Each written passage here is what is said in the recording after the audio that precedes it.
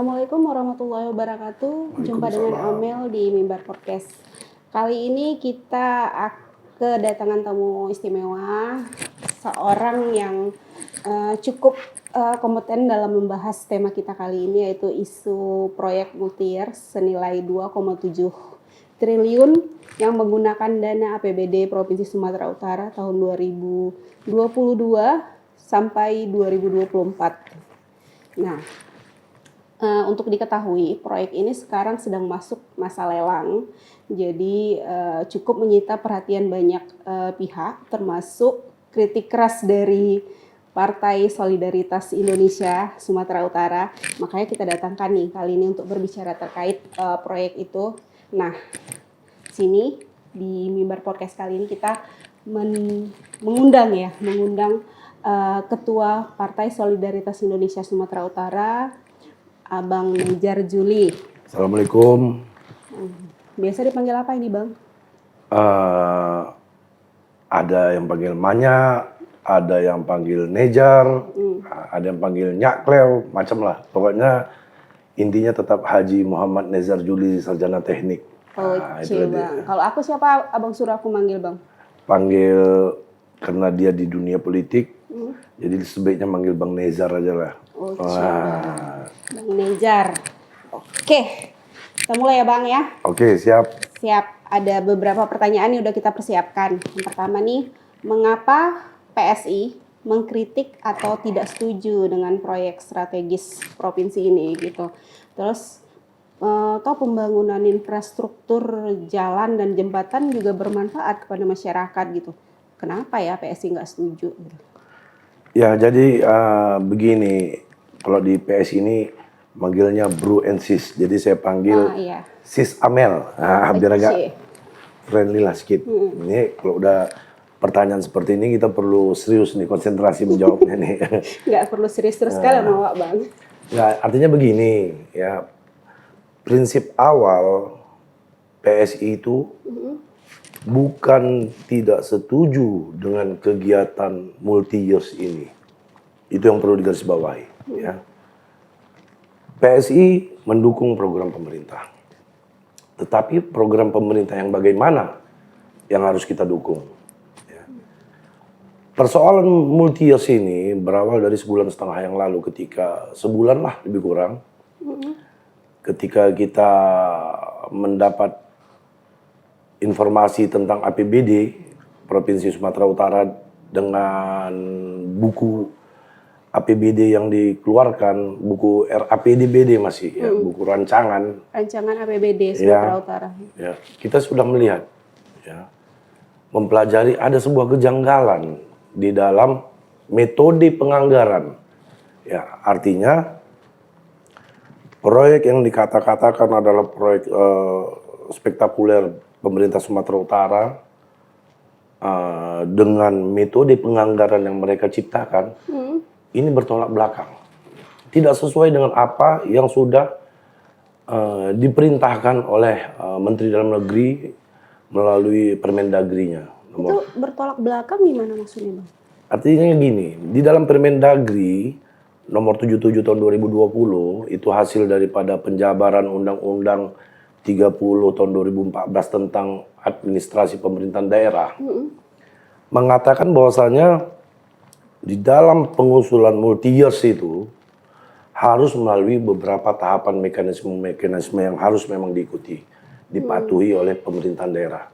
Karena Undang-Undang 30 mengatakan bahwasanya dalam menggunakan anggaran APBD itu harus ada kesepakatan eksekutif dan legislatif, ya, sebagai dasar dari lahirnya sebuah perda. Nah, di situ kami evaluasi bahwasanya tidak pernah ada, ya. Tidak ada pembicaraan gitu ya, Bang? Bukan pembicaraan, tidak pernah ada usulan dari pemerintahan daerah kepada legislatif bahwasanya akan melaksanakan kegiatan multi-years 2,7T. Oh gitu, jadi belum pernah berbicara dengan legislatif terkait. Dibuktikan dengan lahirnya RAPBD ini, ya, yang sudah diparipurnakan kemarin oleh Dewan, tidak ada kita temukan nomenklatur anggaran lelang jalan ini Iya. sepanjang 2,7 T multi years, tidak ada. Nah, di situ kan pintu penganggaran itu salah. Jadi kalau untuk sebagai kepala daerah, gubernur tidak bisa membuat inisiatif sendiri, harus? Tidak pernah MOU, itu MOU lebih tinggi daripada Perda, itu tidak pernah. Karena yang namanya penganggaran di pemerintahan daerah pusat maupun di kabupaten itu harus melalui mekanisme tahapan-tahapan agar menjadi sebuah Perda. Yang mana Perda ini sebagai acuan dalam penggunaan anggaran di tahun berikutnya. Nah, jadi inilah yang ditabrak Oleh gubernur. oleh pemerintah Sumatera Utara. Saya nggak bilang gubernur, kenapa? Yang terlibat ini banyak. Atas persetujuan ini bukan hanya sebagai gubernur, sebagai penanggung jawab, tetapi Biro Keuangan, Sekda, Bapeda, Bina Marga, dan seluruh TAPD ikut terlibat ya dalam persoalan ini. Kenapa? Mereka lah yang membungkus ini seolah-olah ini produk yang sudah disetujui dan lain sebagainya. Ya. Iya, oke. Makanya aku dengar PSI juga sudah melakukan gugatan ke pengadilan ya Bang yang terkait proyek multi-years ini ya. Kita belum menggugat, belum ada menggugat, tetapi ya kita akan melakukan class action itu apabila nanti di dalam lelang 2,7 T ini sudah ditemukan pemenangnya, ya. Siapa yang bertanggung jawab terhadap kegiatan tersebut, baru kita gugat. Yang pertama kita gugat pada pemerintahan Sumatera Utara. Dasar gugatan apa? Upaya melawan hukum. Artinya apa? Ada Undang-Undang nomor 30 tahun 2014 tentang administrasi pemerintahan daerah dan penjabarannya di Permendagri 77, tapi mereka nggak mematuhi ini. Kan gitu. Itu sudah pernah terjadi nggak Bang sebelumnya kalau berdasarkan pengamatan kita Bang? Nah, ini sekarang belum pernah hal ini terjadi di pemerintahan Sumatera Utara. Ya, penganggaran siluman seperti ini. Ya. Kita harus mencegah. Kita bukan nggak sepaham dengan itu. Cuman efek domino akibat multi-years ini terlaksana apa? Pengusaha kontraktor konstruksi jalan itu akan tumbang. Saya analogikan seperti ini. Multi-years itu satu pemenang. Ya. Kalau yang reguler yang sudah dilaksanakan di APBD ini, itu banyak pemenang bisa. Karena apa? Lelang terbuka. Tapi multi-years ini hanya satu pemenang. Nah, ini akan disubkan kepada seluruh sub-sub kontraktor. Yang menjadi pertanyaannya, siapakah sub-sub kontraktor tersebut nantinya? Bisa terjadi monopoli ya Bang ya? Satu. Nomor 2, terjadi? Korupsi? Yes, I do. Itulah dia persoalannya. Kenapa lebih mudah mengakomodir komunitas dan kelompok daripada seluruh masyarakat yang atau rakyat kontraktor yang ingin mendapatkan kegiatan tersebut. Ini dugaan saya. Ya, artinya pandangan politik saya, bukan saya menduga ya, tapi pandangan politik saya, kita ke depan akan melakukan pesta demokrasi yang membutuhkan energi yang luar biasa. Tentu akan ada celah-celah kekuasaan yang akan bermain di zona itu. Itu harus ya, saya nggak menuduh, tapi saya menduga. Ya, untuk itu harus kita cegah sama-sama. Saya harus mencegah ini. Kenapa? Persoalan nanti kalau di pengadilan itu kalah atau menang itu persoalan nomor 2. Cuman saya membuka informasi kepada rakyat bahwasanya, ayo, benar nggak yang saya sampaikan ini? Akuntabel nggak yang PSI sampaikan ini? Iya Bang ya. Kami di PSI ini Bro Muri dan Bro Reki juga sebagai mantan-mantan anggota DPR yang sudah tentu hal-hal yang dilakukan pemerintah saat ini itu merupakan ujian kami masa lalu. yang sudah kami pahami bagaimana mekanisme teknik penganggaran dan bagaimana untuk ini dan lain sebagainya. Tiba-tiba seperti ini ya Bang ya, belum pernah terjadi kita lihat. Jadi besar, lumayan besar ya Bang ya, 2,7 triliun. Oh ini sangat besar. banget kalau kata orang yang di pemerintah pusat tuh banget, kan gitu. Banget. Nah ini yang harus kita jaga. Kita bukan nggak sepaham dengan apa yang disampaikan tapi kita sudah punya koridor undang-undang dan Permendagri serta PP 12 juga, patuhi saja itu. Lagi pula untuk multi-year syaratnya juga nggak memenuhi. Di situ ada disebutkan harus masa jabatan kepala daerah tersebut belum berakhir. Sementara gubernur 2023 bulan 8 sudah berakhir. Iya. Ya. 2023. Nah, kalau dia memaksakan 2024 akan dibayarkan utang, saya mau membuat satu pertanyaan lagi sama Sis Amel. Kalau terpilih lagi, kalau nggak terpilih siapa yang menanggung jawab dan meneruskan kegiatan tersebut? Seram. Mohon maaf kalau saya jadi gubernur, ya saya akan mengevaluasi nanti. Bisa saja saya jadi gubernur nanti 2024 akibat dari podcast Mimbar Umum ini, kan gitu. Bisa saja. Ya saya akan menghentikan itu. Kenapa? Itu adalah dugaan praktik konspirasi dalam politik anggaran. Iya Bang. Ya. Berbahaya ya Bang. Berbahaya dalam politik anggaran. Ya jadi, ayolah. Kalau mereka memaksakan ingin melelang ini sampai ada pemenang, nggak apa-apa. Kita akan membuka ini seluas-luasnya hingga pada akhirnya nanti suatu ketika. Kami nggak ingin kawan-kawan kami, sahabat-sahabat kami yang ada di pemerintahan eksekutif, yang ada di pemerintahan legislatif, kena panggil-panggil lagi. Dipanggil-panggil lagi, dipertanyakan. Cukup lah yang sebelumnya Bang ya. Ya, artinya gini, ayo Sumut ini ke depan bagaimana kita buat supaya lebih menarik, lebih mempunyai wawasan, mempunyai jiwa pembangunan yang baik, kan gitu. Ya, kenapa? Persoalannya gini, saya tanya sama Sis Amel. Andai kata anggaran 2,7 ini, itu kan rencana mereka itu kan tahun pertama 500, tahun kedua 1,5 T, tahun ketiga 700, 2024 700. Kenapa anggaran ini nggak kita bisa buat secara reguler saja? Toh kita ceritakan nggak ada uang juga, ya kan? Iya. Ngapain mesti dibuat multi-years? Mencari investor apa yang bagus gitu kan? Kenapa nggak bisa kita buat reguler aja? Oke, tahun pertama 500 miliar, udah melalui dinas BMBK yang sudah ditampung di Perda, lelangkan saja. Jadi lebih mudah untuk pengawasannya Bang ya kalau kayak gitu ya. Yang cilakanya, ini ada lagi yang cilakanya. Ini masih hangat nih, khusus di Mimbar Umum Podcast ini. Di lain-lain belum ada.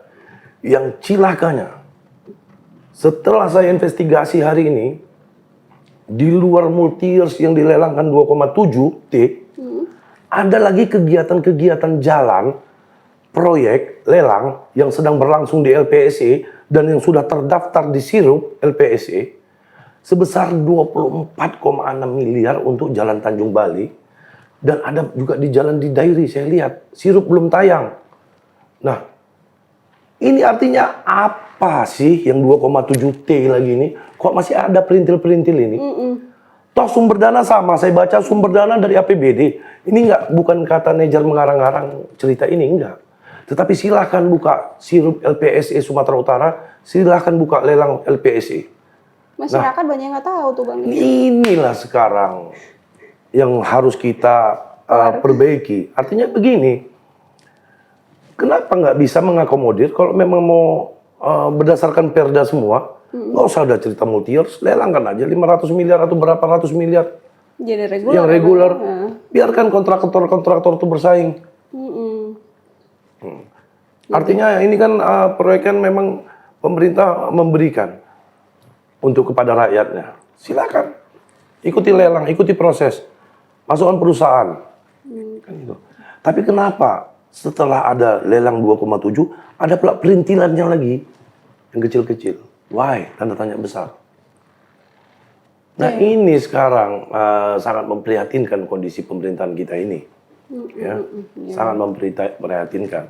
Saya nggak pada posisi mengajari, nggak pada posisi memaksakan apa yang menjadi kehendak PSI harus seperti ini, enggak. Tetapi saya hanya membuka peraturan-peraturan. Kami dari PSI hanya rapat dengan diskusi antara pengurus DPW inti dengan beberapa kawan-kawan BPK di pusat sana dan kawan-kawan Mendagri persoalan Permendagri ini, dan kami hakul yakin bahwasanya apa yang kami sampaikan kepada masyarakat hari ini itu adalah betul-betul kondisi dan situasional yang seharusnya dilaksanakan antara dua buah pemerintahan daerah dan legislatif. Ya, sebagai bentuk lahirnya sebuah perda. Bukan berarti dengan adanya MOU, dua pimpinan dewan yang menandatangani, dugaan saya ada 3 lagi yang nggak menandatangani, itu dijadikan dasar ya, sebagai menggunakan anggaran yang lelang 2,7 T. Itu salah. Itu dasarnya Bang ya? Ya itu salah, itu akan melanggar undang-undang. Ya. Jadi kita kalau dari PSI sendiri, jika ya Bang, jika pemerintah membatalkan proyek Murtiers ini, jika dibatalkan, apa yang akan kita lakukan, dan jika tidak dibatalkan, apa yang kita lakukan, dan ada nggak kita memberikan tenggang waktu kepada pemerintah gitu dalam pembatalan proyek ini? Jika dibatalkan proyek ini, Murtiers ini, si Samel, tidak ada manfaat apa-apa bagi PSI. Cuman hanya kepuasan batin bahwasanya apa yang PSI sampaikan dapat dimengerti oleh pemerintah, sehingga saya akan mengucapkan terima kasih banyak kepada pemerintah Sumatera Utara melalui Gubernur Sumatera Utara atas pembatalan proyek APBD ini. Ya. Itu yang akan saya lakukan secara gentleman. Kenapa? Kita sudah sepaham. Kalau mereka melakukan ini terus, iya saya juga nggak bisa apa-apa. Cuman PSI akan mengambil langkah-langkah strategis dengan menyerahkan persoalan ini kepada LBH PSI. Kita juga udah punya LBH ya, yang akan menggugat baik secara pidana maupun perdata. Pidananya itu tadi yang saya sampaikan, upaya melawan hukum dengan adanya Undang-Undang Administrasi Pemerintahan Daerah dan Permendagri 77 tersebut, pemerintah Sumatera Utara mengabaikan, sehingga ini adalah merupakan pelanggaran undang-undang. Walaupun hukumannya cuma 1 hari, 2 hari atau bayar denda dan lain sebagainya, tapi itu menyatakan bahwasanya nantinya apa yang PSI sampaikan itu adalah benar adanya. Nah, dan yang kedua, kalau saya akan menggugat perdata, kalau ini akan terus berlangsung di Petun, walaupun hasilnya nanti entah bagaimana, tetapi langkah-langkah PSI secara extraordinary untuk persoalan 2,7 T ini dapat dijalankan. Oke Bang, jadi kita udah ada langkah-langkah yang strategis lah yang udah kita buat ya Bang ya, termasuk dengan akan mempidana ya Bang ya, perdata ya Bang. Pidana dan perdata Pemprov terkait proyek ini. Ya. Jadi kalau misalnya proyek ini gugatan proyek kita ini disetujui, ada saran dari PSI nggak ke pemerintah gitu, apa yang harus dilakukan terkait proyek ini, menjadikan reguler atau gimana? Sekarang kalau menurut PSI apapun ceritanya, proyek ini tidak dapat dijalankan, tidak ada harga tawar-menawar. Nah, jadi apa yang sudah dibahas dalam Perda APBD tahun 2022 dan sudah disetujui dalam rapat paripurna antara eksekutif dan legislatif, dan sudah menjadi jawaban Menteri Dalam Negeri sebagai hasil evaluasi, ya, serta sudah dipidatokan sama Gubernur Sumatera Utara dalam rapat paripurna, jalankan. Nggak usah melenceng atau mempunyai ide-ide di luar daripada apa yang sudah disepakati dengan eksekutif dan legislatif. Jalankan saja apa yang sudah disepakati. Jalankan apa yang sudah menjadi program. Menjadi perda. Karena itu adalah representatif dari masing-masing anggota DPR dan pemerintahan daerah terhadap daerah skala prioritas pembangunan mereka. Jadi nggak perlu ada, kalau persoalan jalan mantap, dari pemerintahan yang lalu kita juga sudah tahu. Jalan mantap itu memang sudah menjadi cita-cita dari zaman Pak Samsul dulu, Sumatera Utara. Tapi sampai hari ini belum juga. Artinya apa? Persoalan ini adalah persoalan yang memang krusial. Bahkan di beberapa pemerintahan yang lalu Pak Gubernur mengatakan untuk melegalisasikan hal ini, beliau siap mengundang malaikat sekalipun. Saya bilang sama kawan-kawan yang bertanya, ya ngapain mesti mengundang malaikat? Cukup pergi saja ke Mendagri, tanyakan aja persoalan ini, selesai. Ya, kalau perlu terkait itu ya Bang ya. Iya, karena bosnya dari pemerintahan eksekutif dan legislatif di Sumatera Utara maupun kabupaten kota ini adalah Mendagri. Bosnya, acuan kita, bukan Menteri PUPR, bukan yang lain-lain, tapi adalah Mendagri. Nah, kita berjalan melaksanakan pemerintahan Sumatera Utara ini berdasarkan acuan-acuan peraturan dari Mendagri. Cukup jalankan saja itu. Nggak usah lagi melenceng kanan dan kiri, oh ikut peraturan Kementerian PUPR seperti ini. Oh nggak perlu. Setelah kita ke Mendagri, barulah kita jabarkan ke PUPR. Bukan dibalikkan, ke PUPR dulu baru ke Mendagri. Enggak. Mendagri dulu baru itu PUPR. Bos kita. BPK RI, Mendagri, itu bos kita. Bosnya pemerintahan, artinya gitulah dalam tanda kutip. Jadi menurut PSI, dengan batalnya proyek multi-years 2,7 triliun itu dapat menghindarkan kita dari korupsi ya Bang ya. Itu yang utama ya. Dan utang iya itu, utang kita juga.